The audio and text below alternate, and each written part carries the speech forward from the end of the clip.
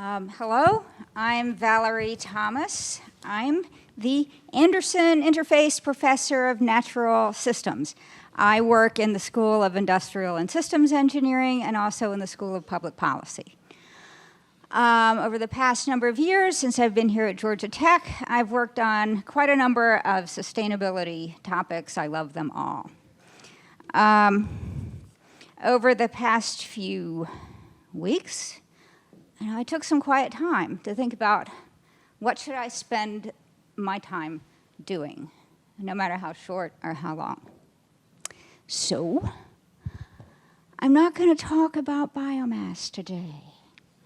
I'm going to tell you what I'm going to do.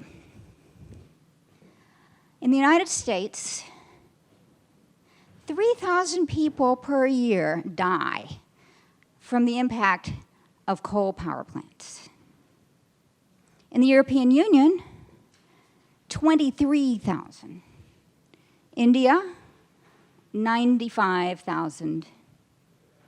China, 670,000 people per year. Okay, this is a technical audience. You're thinking, oh, but those are the old people that were about to die anyway. In the European Union, they've looked into this technical question. They've figured out how many life years are lost per year in the European Union due to coal plants. And the answer is 250,000 per year. You divide that by the number of people, that means about 10 years of life lost for the average person that dies from exposure to pollution from coal-fired power plants. I'm talking about things like particulates, sulfur, all the kind of normal criteria air pollutants that come out of coal plants. Many of you are aware that coal plants also emit carbon dioxide, major contributor to climate change. Every single one of those power plants needs to be shut down.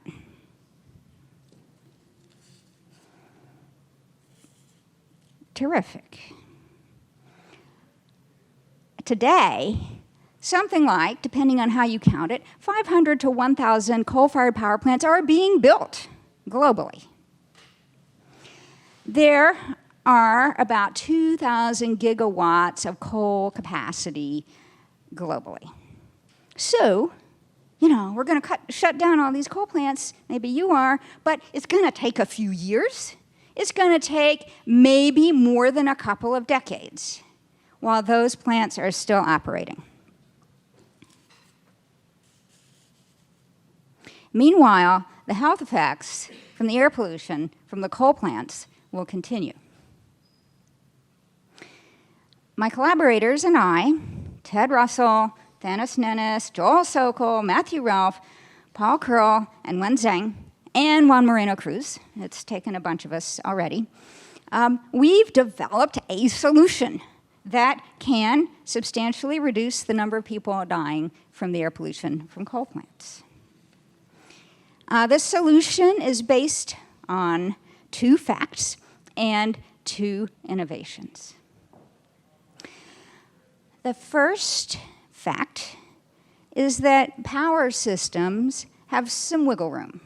Usually, there are a bunch of power plants in the region. They don't all run full blast all the time. And the facilities have computer models to manage, when they ramp the plants up and when they ramp the plants down. And the innovation for this is that, not our innovation, it's the innovation of the utilities, give them credit, is that they're doing demand management. Industries, businesses, even private households can sign up so that at the times when the utility doesn't want to really produce that much power, they can ramp down the power draw of the sources. And so sometimes customers get paid for that, or sometimes it's part of the contract if it's a big industry. So this is established. Second fact, atmospheric chemistry of air pollution is complicated. A lot of the harmful pollution that is due to the operation of these coal plants is not actually what comes out of the stack of a coal plant. It's due to some of what comes out of the coal plant and then all the crazy interactions that are going on in the atmosphere with that stuff and whatever else is there depending on the conditions. A corollary of this fact is that even if the power plants are running full blast all the time, not every day is a bad air day. And even on the bad air days, not every hour is as bad as every other. There are worse hours and somewhat better hours. A second corollary of the fact that atmospheric chemistry is complicated is that the scientific models to model this are also complicated. The computer models, we do understand this. We understand what the science is, and the models of air pollution that are managed by, for example, Ted Russell in particular here at Georgia Tech, do conform with what really happens. These are good models. However, they take a long time to run. So if I know what the conditions are now and what the emissions are now, and I want to know what's it going to be like in an hour, what's going to happen, the models can figure that out. They just take a day to figure it out. So these models are too complicated to kind of run the air quality off of them. The innovation. The innovation, due to, again, my colleagues Ted Russell, Thanos Nennis, and their colleagues, they've made a faster, smaller version of the air quality model. So you've still got to run the big monster slow one, but you don't have to run it very often, and most of the time you can use the little quick one. Okay. Using seed funding from Georgia Tech's Strategic Energy Institute, here's what we've done. We've shown that you can take the quick version of the air quality model and stick it inside one of the system models that utilities use to figure out which plants to run when. So we showed that utilities, power systems, can take into account how to meet the demand of all their, and how to use all their power plants effectively, and they can figure out, as part of that, how to keep air pollutant impacts down.